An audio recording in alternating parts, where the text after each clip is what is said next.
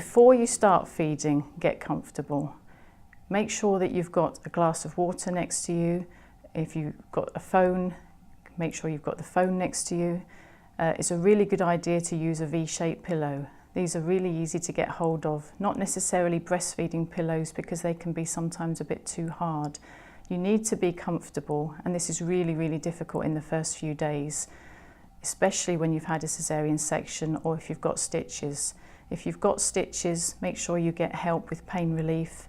You can get cool pads to sit on, you can lie on your side, you can lie in bed, and if you put the V-pillow behind your back, you protect your back, make you feel much, much more comfortable before you start.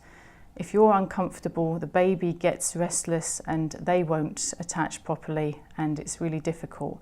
Don't let your baby start breastfeeding until you're comfortable, and don't let your baby start breastfeeding if you're suffering from any pain while you're starting to attach your baby. If it's painful, stop, reattach, take the baby off, put the baby back on again, take the baby off until you can feel that you've got a good latch, and then start.